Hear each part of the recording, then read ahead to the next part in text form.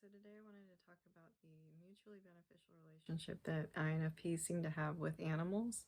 And obviously people of all types love animals, and people love animals unless there's something wrong with them.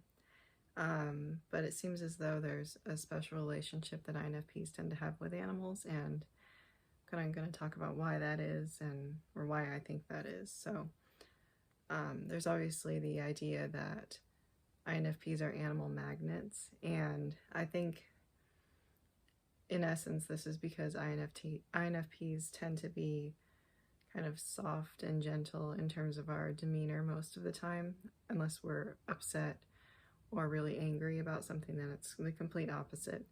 But this is really appealing for both animals and for children, and so for this reason I think both animals and small children tend to like INFPs. But in my experience, when I'm out,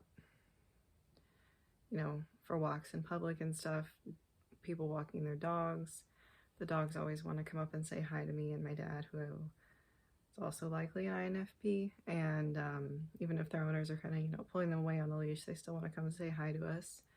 And there have also been multiple times when I'm just walking around my neighborhood where there's been a random cat that I've never seen before that just comes up and starts meowing at me and demands that I pet it, and headbutts me and then rolls around on its back, which is kind of a sign that an animal fully trusts you when they're exposing their stomach, because that's their most vulnerable area. And this has happened to me many times in my life. So, and I think that animals, they can kind of pick up on the vibe that INFPs are usually pretty nice people, and we don't have negative intentions, and by definition INFPs are not amoral people. The whole idea behind being an FI dominant type is that you have your own internal set of morals that you're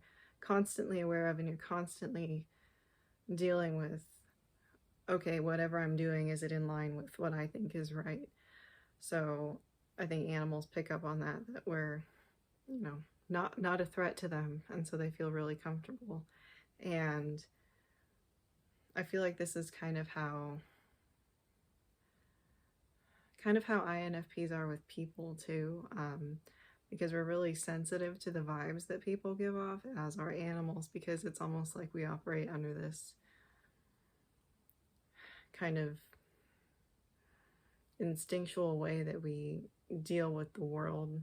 We gather a lot of the information that we take it in, and it's not concrete information. It's like we're gathering it from the universe, and we can't, it's not based on reality, really. We can't explain where some of it's coming from. And animals do this too. They have their instinctual drives, and there's still certain things that animals do that there's not really a scientific explanation for why they do it. So what I'm saying is that there's kind of this abstract way in which we gather information about our surroundings and the people around us, and animals do this too. And because INFPs tend to be, we give off good and calming vibes, I think animals pick up on that. And when I talk about a cat coming up and they're just rolling around on the ground in front of me and I've just met this cat, it's kind of similar to how, in my experience, people tend to overshare with me because they feel comfortable around me, because I'm non-threatening, and I think I've been told that I give off vibes that I'm not judging people, even though I kind of am, but apparently they feel comfortable enough with me, which is fine.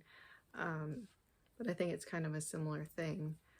And another reason why I think animals like to be around INFPs so much is that we're really comfortable with silence, especially cats, but INFPs are really comfortable with silence, and completely happy just to sit and think about things with a cat in our lap, which is what I'm trying to do now, but my cat is being a little bit rowdy.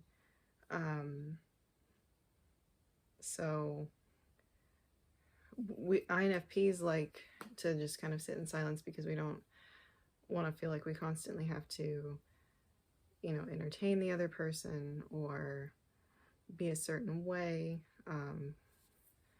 You know, we're perfectly okay with just sitting in silence, and especially with cats, I think they pick up on that too. So it's just kind of, we enjoy quiet companionship, so that's another factor too.